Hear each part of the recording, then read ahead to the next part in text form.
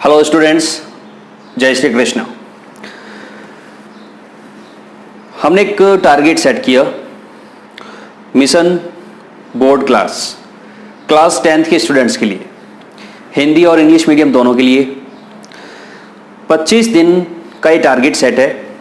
25 दिनों के अंदर आपके पूरे सिलेबस को मैं इस तरीके से कवर करवाऊंगा कि आपका 100% जो सिलेबस है वो उसमें कवर हो जाए और आपको वही पढ़ना पड़े जो एग्जाम के पॉइंट ऑफ व्यू से इंपॉर्टेंट है। आप लोग मेरे लेक्चर्स के साथ साथ अपनी तैयारी कीजिए सब्जेक्ट से रिलेटेड। आपको 80 आउट ऑफ 80 मार्क्स मिलेंगे गाइस, अगर आपने साथ साथ में प्रिपरेशन कंप्लीट की। इसी मिशन बोर्ड क्लासेस के तहत लेक्चर 1 में हमने डिस्कस किया क्वेश्चन नंबर 25, जो कि प्रोबेबिलिटी प्रायिकता से संबंधित था। आप उस लेक्चर को देख सकते हैं। आज लेक्चर नंबर 2 है और इस लेक्चर में हम डिस्कस करेंगे क्वेश्चन नंबर 26, जो आता है 6 नंबर का। कितने नंबर का? 6। यह प्रश्न आपकी प्रश्नावली लीनियर इक्वेशन इन 2 वेरिएबल, 2 चर वाले रैखिक समीकरण जो प्रश्नावली है वहां से आता है। हम सभी को पता है यह प्रश्न ग्राफ से संबंधित आता है, लेकिन एक सरल सवाल होने के बावजूद कई बार बच्चे 6 में से 4 नंबर, 3 नंबर, 5.5 नंबर ले आते हैं। बच्चों, ये प्रश्न वो है जहां 6 में से 6 अंक आने चाहिए। क्या गलती करते हैं बच्चे, मैं आपको वो समझाऊंगा। साथ ही सवाल को जल्दी और एक्यूरेटी के साथ सही तरीके से कैसे किया जाए। कई बार अच्छे बच्चे, होशियार बच्चे भी इस प्रश्न में गलती कर बैठते हैं। देखिए आप इसे अच्छे से। इसमें ये जो प्रश्न आता है 6 नंबर का, इस 6 नंबर के प्रश्न में एक तो आपको ग्राफ बनाना ही होता है। ग्राफ तो बनाना ही है सबको। ग्राफ के साथ साथ इस ग्राफ को कैसे प्रॉपर तरीके से बनाया जाता है, साथ में और क्या क्या प्रश्न पूछे जाते हैं, हम सबको आज डिस्कस करने वाले हैं। देखिए, मान लेते हैं एक एग्जांपल ले लेते हैं। 4x - 5y = 20, एक समीकरण। दूसरा समीकरण ले लेते हैं 3x + 5y = 15। इस प्रकार से 2 समीकरण हमें दे रखे होते हैं। प्रश्न ये कई तरीकों से आ सकता है। आपको ये कहा जा सकता है दी गई रैखिक समीकरण युग्म का हल संगत है या असंगत है। यानी आपसे एक प्रश्न पूछा जा सकता है 1 नंबर का, संगत है या असंगत, कंसिस्टेंट और इनकंसिस्टेंट। फर्स्ट ये बताना है। सेकंड, जब इसको ग्राफ के अंदर हम रिप्रेजेंट करेंगे तो जो लीनियर इक्वेशन होती है, जो रैखिक समीकरण होती है, उसको जब ग्राफ के अंदर प्लॉट किया जाता है तो ये एक सरल रेखा बनाती है। क्या बनाती है? सरल रेखा। और इसी तरीके से जब 2 लीनियर इक्वेशन होगी तो 2 सरल रेखाएं बनेगी। ठीक है।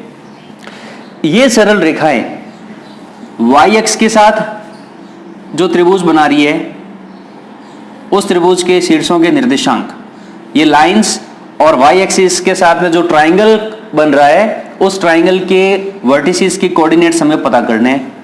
या फिर हो सकता है आपको x एक्सिस के साथ में जो ट्राइंगल बन रहा है उसके कोऑर्डिनेट्स लिखने हो। इस तरह का सवाल आता है। कई बार आपको इक्वेशन नहीं देकर आपको एक प्रश्न दिया जाता है, एक क्वेश्चन दिया जाता है। उस क्वेश्चन को रीड करके आपको पहले इक्वेशंस बनानी होती है। इक्वेशन बनाने के बाद उसको ग्राफिकल मेथड से सॉल्व करना होता है। यदि सबसे पहले हम बात करेंगे कि जो लीनियर इक्वेशन होती है वो कब संगत होती है और कब असंगत होती है। देखिए, यदि हमारी 2 रैखिक समीकरण a1x + b1y + c1 = 0 और a2x + b2y + c2 = 0, यदि इस तरीके से 2 रैखिक समीकरण हमें दे रखे हो, लीनियर इक्वेशन हमें गिवन हो, तो यहां पर x के साथ, y के साथ और अचर राशि जो है ये सारे गुणांक है। कोफिशिएंट है A1, A2, B1, B2, C1, C2, इनकी तुलना करके हम ये पता कर सकते हैं कि लीनियर इक्वेशन का रिजल्ट कैसा आएगा, लाइन बनेगी तो कैसी बनेगी। फर्स्ट केस जो इसका रहेगा वो रहेगा जब A1 अपॉन A2 बराबर नहीं हो B1 बटा B2, A1 upon A2 not equal to B1 upon B2, उस केस के अंदर ग्राफ के अंदर दोनों लाइन एक पॉइंट पे इंटरसेक्ट करेगी, हिंदी में प्रतिच्छेद करेगी, इंटरसेक्ट, लाइंस क्या करेगी, प्रतिच्छेद करेगी, इंटरसेक्ट करेगी।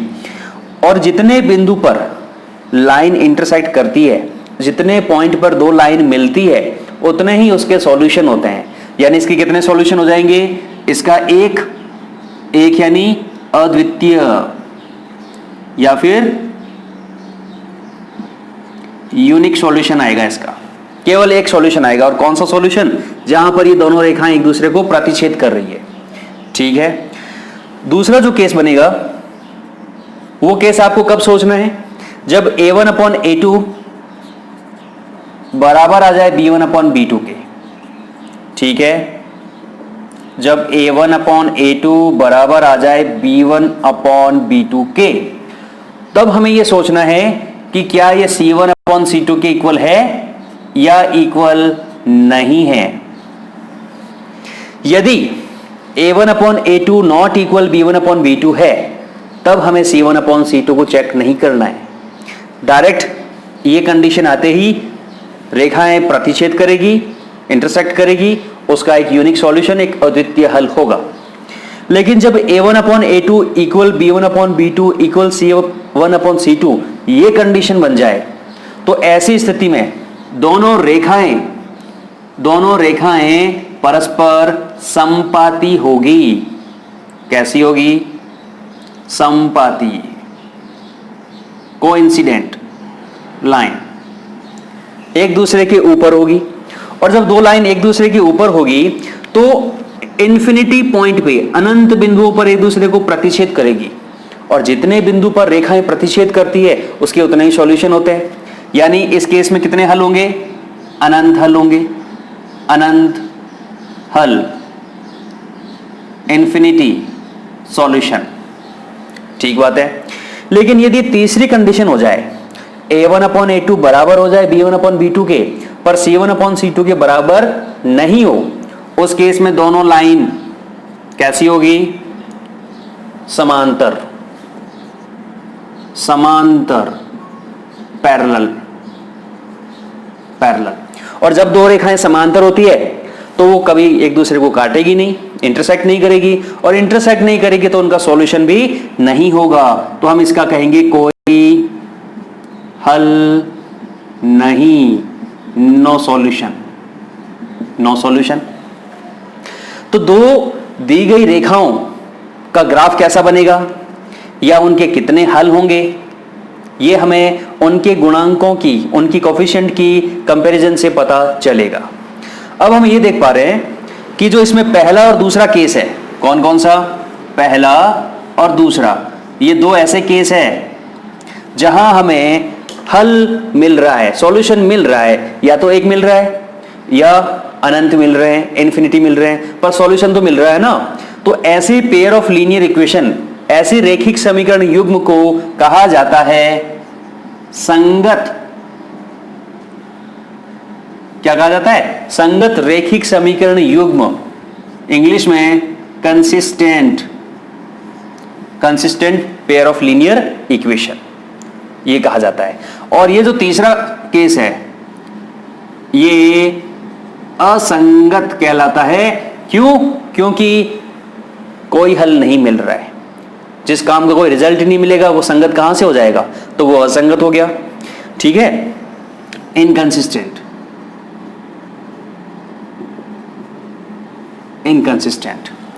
तो एक नंबर का प्रश्न उसी 26 नंबर वाले प्रश्न में हमें पूछा जाता है। देखिए, हमें पूरे में से पूरे लाने हैं, इसलिए हर एक चीज को सीखना है। मैथमेटिक्स की खूबसूरती यही है, आपको स्टेप बाय स्टेप नंबर मिलते हैं। ऐसा नहीं कि आपने डायरेक्ट आंसर लिख दिया और 6 में 6, नहीं, हर स्टेप के नंबर मिलेंगे। आंसर गलत है, ऊपर के स्टेप सही चल रहे हैं तो वहां नंबर मिलेंगे।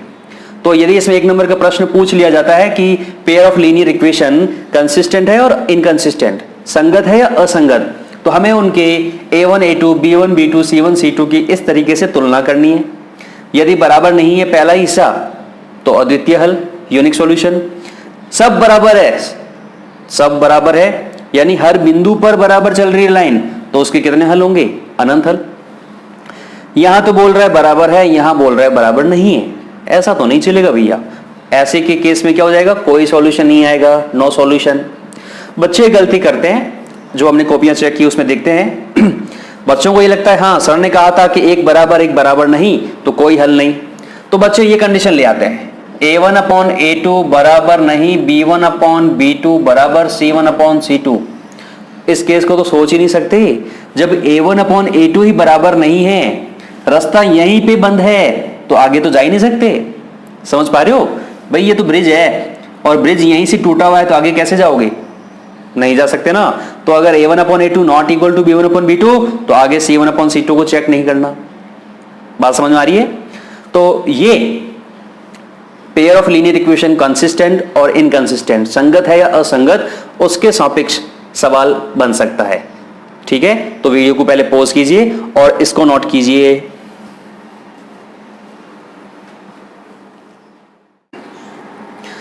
दूसरी जो हमें बात सीखनी है वो है जो लीनियर इक्वेशन है, इनको ग्राफ के अंदर प्लॉट करने के लिए इनके हमें कम से कम दो मान चाहिए, जिनको ग्राफ के अंदर प्लॉट करके हम सरल रेखाएं बना लेंगे, स्ट्रेट लाइन बना लेंगे। वो हल कैसे निकाले जाते हैं, और उसमें भी स्मार्ट वर्क। हर कोई जैसा हल नहीं चाहिए, ऐसा हल चाहिए जो हमारे बहुत काम के हो। ध्यान से समझे आप इसे। मान लीजिए हमारा ये पहला इक्वेशन है 4x माइनस 5y बराबर 20, और मुझे इसके लिए मुझे टेबल बनानी है। क्या बनानी है बच्चों? टेबल बनानी है। ये लीजिए टेबल, x का मान, y का मान। ध्यान से समझे, जब भी हम किसी इक्वेशन की टेबल बनाएं यानी x और y के मान लें, तो उसके अंदर दो मान, एक बार x का मान 0, एक बार y का मान 0, ये तो रखना ही रखना है और ये यूजफुल है, काफी काम आएगा। आगे ध्यान रखिए, यदि हम इस समीकरण में, इस इक्वेशन के अंदर x को 0 रख देते हैं तो x वाला टर्म गायब हो जाएगा। सोचिए, जब x 0 होगा तो x वाला टर्म गायब हो जाएगा। तो माइनस के 5y बराबर 20, तो y कितना आएगा? 20 बट्टा माइनस 5 यानी माइनस के 4। दूसरी बार y बराबर क्या रखेंगे? 0। जैसे ही y बराबर 0 रखोगे, ये y वाली टर्म गायब हो जाएगी। तो y वाली जब टर्म गायब हो जाएगी तो 4x बराबर 20, x बराबर 5। ये लीजिए, इस तरीके से एक बार x का मान 0, एक बार y का मान 0 रखना है। और ये कितना इंपॉर्टेंट है ये अभी आगे हम डिस्कस करने वाले हैं। बात करते हैं दूसरे समीकरण की। ये लीजिए x y। अच्छा, लैंग्वेज तो आप लिख ही दोगे बेटा। जैसे यहां लिखोगे समीकरण 1 में x बराबर 0 रखने पर y बराबर -4, y बराबर 0 रखने पर x बराबर 5, उससे टेबल बना लोगे। ठीक है, put x equal to 0 in equation 1, y की वैल्यू आ जाएगी, सिमिलरली x की वैल्यू आएगी। देखिए, एक बार x रखना ही रखना है 0, एक बार y को 0 रखना ही है। जब इसमें x को 0 रखोगे तो ये गायब। 5y बराबर 15, y बराबर 15 बटा 5 3, y बराबर 0 रखोगे तो 3x बराबर 15, x बराबर 5 बटा 3 5। ये लीजिए। और एक इंपॉर्टेंट बात, यदि गलती से दोनों टेबल में कोई मान एक आ जाता है समान 5,0 5,0, इसका मतलब ये हुआ बच्चों कि उस बिंदु पर दोनों रेखाएं प्रतिच्छेद करेगी। नहीं आता उसका कोई दिक्कत नहीं है, पर अगर आ जाए ना दोनों में सेम, तो उसका मतलब यही निकालना कि उस बिंदु पर दोनों रेखाएं प्रतिच्छेद करेगी। अच्छा, यहां तो क्या हो रहा है कि जब हम 0 0 रख रहे हैं तो बहुत ही बढ़िया से मान आ रहे हैं। कभी ऐसा हो जाए कि बढ़िया मान नहीं आए, तब भी कोई दिक्कत नहीं है, तब भी आपको ले लेना है। तो इस तरीके से ये मान निकालने हैं। अगर आप चाहते हो कि नहीं सर हम तो और दूसरे मान निकालना चाहते हैं, तब भी निकालो। आपको अगर और मान निकालने हैं तो आपको कोई रोकने वाला नहीं है। ये लीजिए एक और निकाल लो। कैसे निकालोगे? तो यहां से y का मान कुछ भी रख लो। y का मान अगर आप 2 रखोगे, मान लो ये लीजिए y का मान 2 रखा, तो 5 दूनी 10, माइनस के 10 हो जाएंगे, उधर जाके प्लस के 10 होंगे, तो 20 प्लस 10 30, और 30 को जब 4 से भाग लगाओगे तो आएगा 7.5। ले लो। लेकिन रेखा बनाने के लिए हमें केवल 2 पॉइंट चाहिए। कितने पॉइंट? केवल 2 पॉइंट चाहिए और कुछ नहीं चाहिए। तो 2 पॉइंट तो हम इस तरीके से निकाल लेंगे, एक बार x0, एक बार y0, x0 y0। समझ में आ रही बात? अब देखिए इसका यूज क्या है। हमें ग्राफ बनाना है। ये हमारा ग्राफ है। ये हमारा कौन सा अक्ष है भाई? x एक्सिस है। ये कौन सा अक्ष है हमारा? ये हमारा y अक्ष है, y एक्सिस है। ये हमारा ओरिजिन पॉइंट, मूल बिंदु है। हमने जैसे ही ग्राफ का पेपर लिया, इस तरीके से 2 लाइन बनाई। सबसे पहले आपको एक कॉर्नर के अंदर क्या लिखना है बताइए? पैमाना, स्केल। ठीक है, स्केल कैसे लिखते हैं वो भी समझे। हर एक चीज के नंबर है भैया। तो देखो मैं स्केल यहां लिख रहा हूं। स्केल हिंदी में कहते हैं उसको पैमाना। तो हिंदी वाले बच्चे लिखेंगे x अक्ष पर 1 सेंटीमीटर बराबर कितना इकाई? अगर छोटे छोटे मान है तो 1 इकाई ले लोगे, बड़े बड़े मान आ रहे हैं तो 5 इकाई, 10 इकाई, 100 इकाई, जैसा आपको इच्छा लगे। 1 इकाई ले लिया। चलिए y अक्ष पर 1 सेंटीमीटर बराबर 1 इकाई। इंग्लिश मीडियम वाले क्या लिखेंगे? On x axis 1 centimetre equal to 1 unit, on y axis 1 centimetre equal to 1 unit. ठीक है, तो अपना अपना देख लीजिए। स्केल लिखना बहुत जरूरी है। स्केल के हिसाब से फिर आप यहां पे 1 2 3 4 5 6 लिखोगे। 1 2 3 4 5, 1 2 3 4, 1 2 3 4 5, इस तरह से ग्राफ बनाइए। अच्छे से स्केल होनी चाहिए, अच्छी पेंसिल होना चाहिए, इरेजर अच्छा होना चाहिए, ताकि कुछ इरेज भी करो ना तो ब्लैक ब्लैक नहीं हो। ठीक है, अब पहले हम इस रेखा की बात कर लेते हैं। अब देखिए 0 रखने का फायदा क्या हुआ। ये कौन सा बिंदु है? 0, -4। हमेशा ध्यान रखिए बच्चों, हम 1 नंबर का जब सवाल आएगा उसमें भी चर्चा करूंगा मैं इसकी। x एक्स के ऊपर y का मान 0 होता है, y एक्स के ऊपर x का मान 0 होता है। तो यहां x का मान 0 है, इसका मतलब ये जो बिंदु है ना, ये y एक्स के ऊपर होगा। और y एक्स पे कहां होगा? जहां -4 है। -1, -2, -3, -4, ये वाला बिंदु जो है ये हमारा 0, -4 है। ठीक है, दूसरा मान कौन सा है? 5, 0। x का मान 5, y का मान 0। y का मान 0 कहां होता है? x एक्स के ऊपर। और x एक्स पे कहां? x बराबर 5 पे। 1 2 3 4 5, ये वाला बिंदु 5, 0। ठीक है, स्केल लोगे, सुने ध्यान से। और ये जो बिंदु बना रहे हो ना, ये बिंदु बनाना चाहिए, गोला नहीं बनाना है बड़ा सा। कई बार कॉपी हम चेक करते हैं, ऐसे बड़ा सा गोला बना देते हैं बच्चे, इधर भी ऐसा, सामने भी ऐसा बड़ा सा बना देते हैं। ठीक है, अब वो स्केल से जब मिलाते हैं तो ऐसे भी मिला सकते हैं, ऐसे बड़ा गोला बना दिया तो ऐसे भी मिला सकते हैं, ऐसे भी मिला सकते हैं। सब तो ऐसे खूब सारी लाइन बन जाएगी।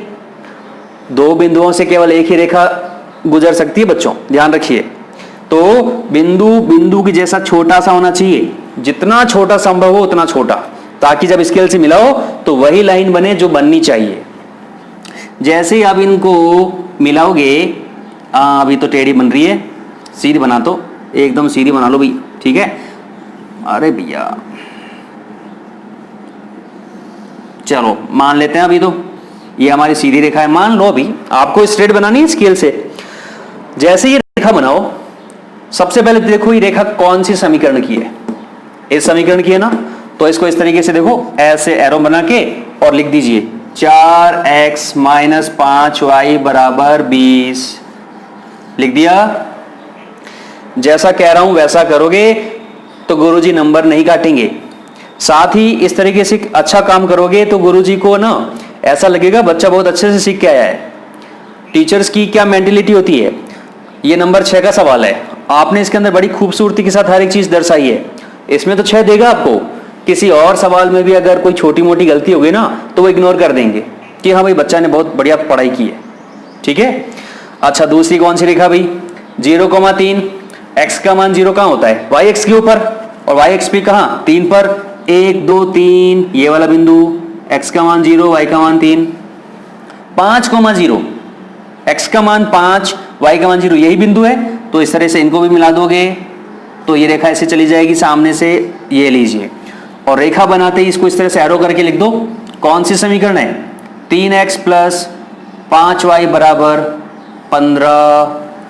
दोनों रेखाएं जैसी बनी तो पहला प्रश्न तो ये आ सकता है कि दी गई रेखिक समीकरण का हल ज्ञात कीजिए, find solution of the given equations.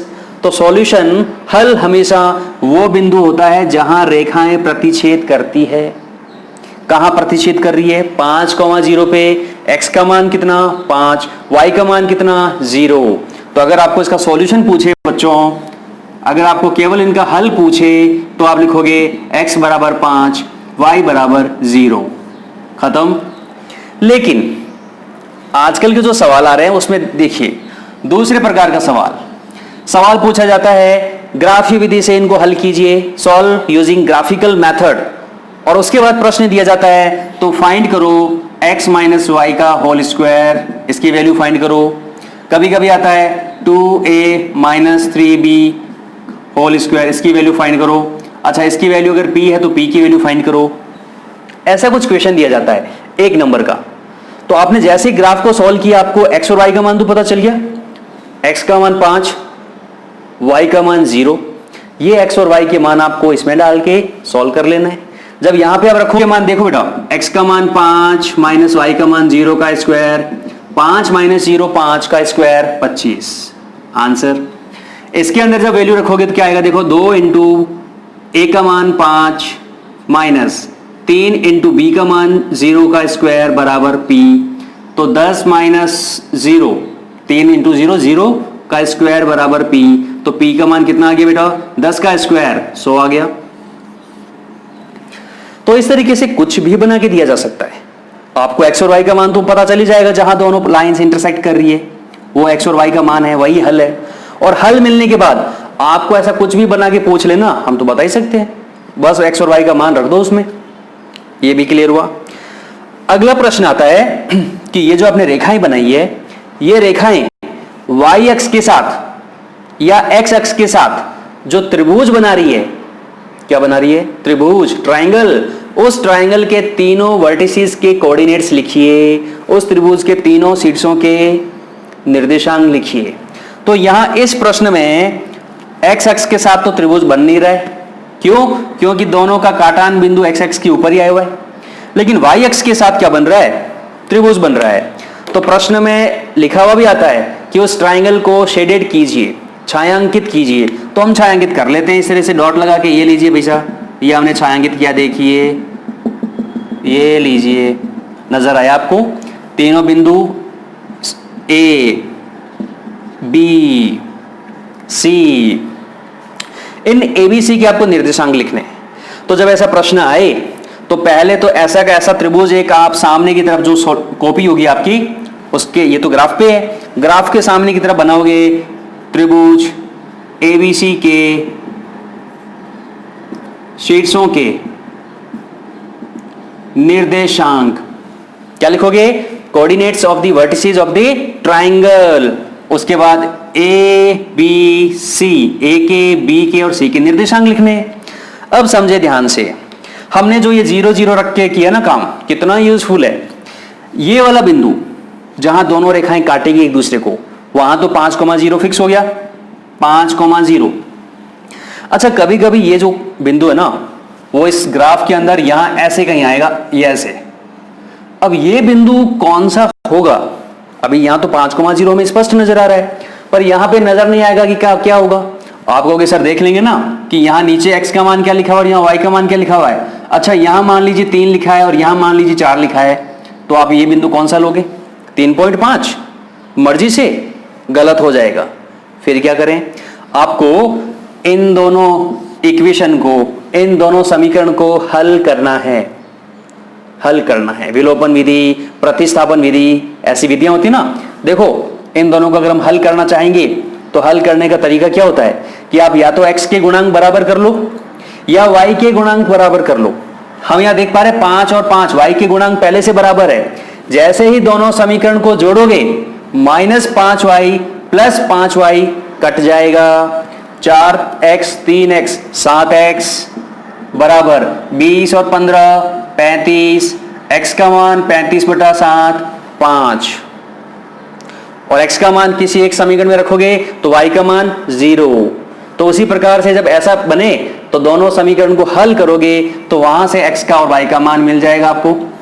ठीक बात है। इन दोनों बिंदु की चर्चा करते हैं।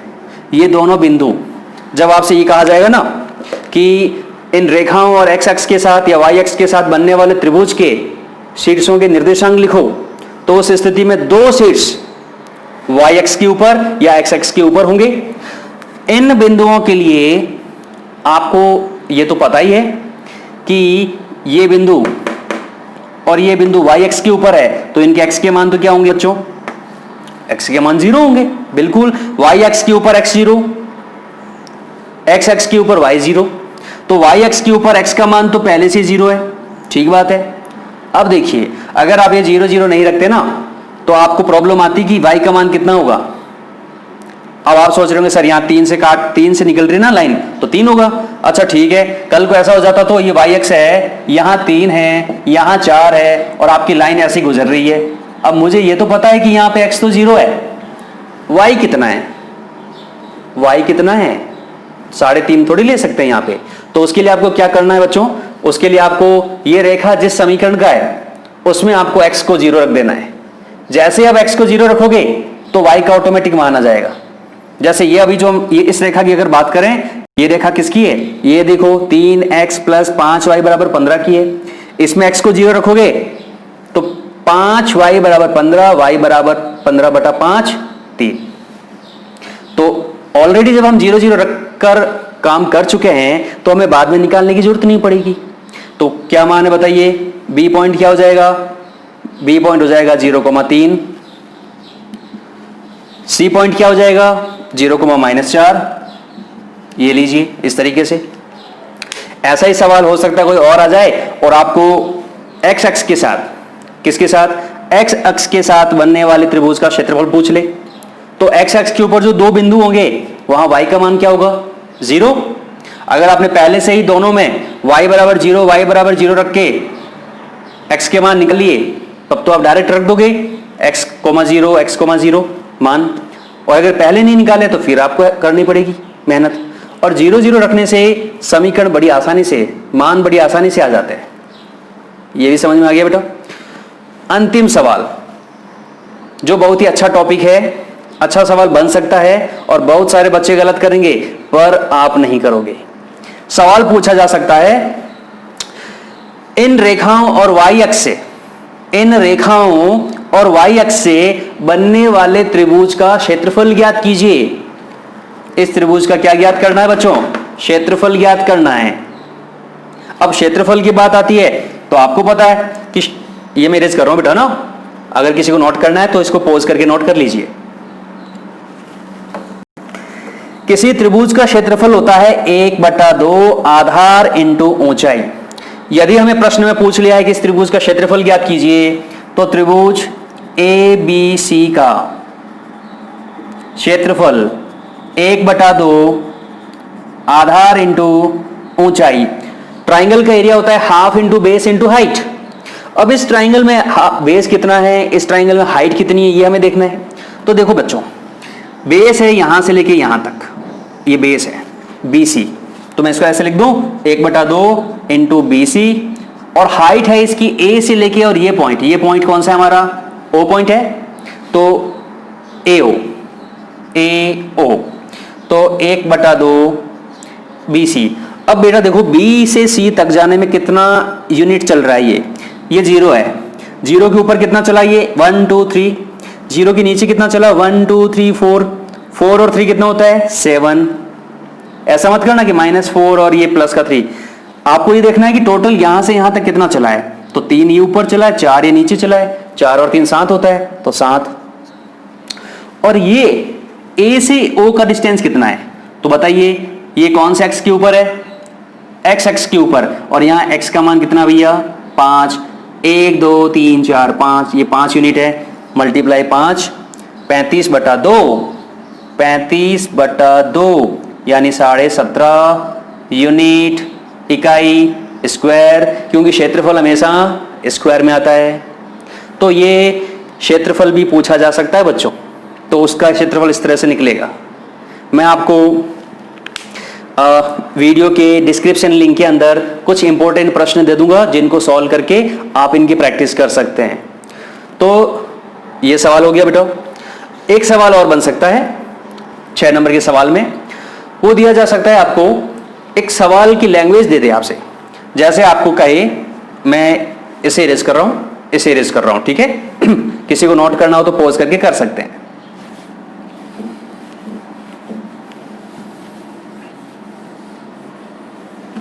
देखिए, आपसे कहा जा सकता है कि 5 किलो अंगूर और 6 किलो सेव का मूल्य 110 रुपए है, ठीक है।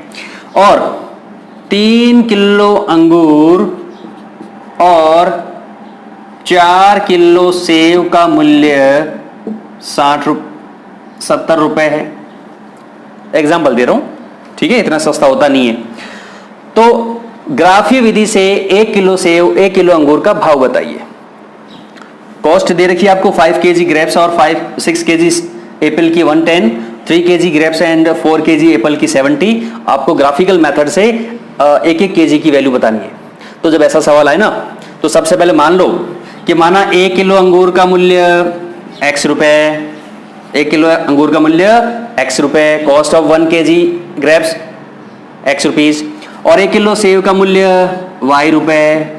जैसे ही मानोगे ना, तो ये दो इक्वेशन बन जाएगी, 5x + 6y = 110, 3x + 4y = 70। फिर क्या, फिर तो हम कर ही सकते हैं, करेंगे ना। टेबल कैसे बनाओगे बताओ मुझे, x y, एक बार x को 0, एक बार y को 0। जैसे x को 0 रखा, 6y = 110, तो y का मान आ जाएगा। y को 0 रखोगे तो x का मान आ जाएगा। ऐसे दोनों टेबल बन जाएगी, दोनों को सॉल्व करोगे तो आंसर आ जाएगा। बात समझ में आ रही है? तो ये हो गया। अच्छा, एक और टॉपिक भी है हमारा यहाँ पर, वो है असमीकाएं। असमीकाएं, इनइक्वालिटी, और इनइक्वालिटी के सवाल भी आएगा अगर, तो बड़ा ही शानदार सवाल आएगा भाई, ठीक है ना। चांस तो 99% इन्हीं की है, लेकिन वो भी आ सकता है। तो इस लेक्चर में तो हम इसी को करेंगे बच्चों। आगे के किसी छोटे प्रश्नों के साथ हम उस टॉपिक को भी कवर करेंगे। साथ ही आप लोग कमेंट बॉक्स में कमेंट करते रहिएगा कि आपको कौन से टॉपिक अच्छे से नहीं आते। जैसी आपकी रिक्वायरमेंट होगी उसके अकॉर्डिंग मैं आपको वीडियोस प्रोवाइड करवाता रहूंगा, ठीक है। तो wish you all the best.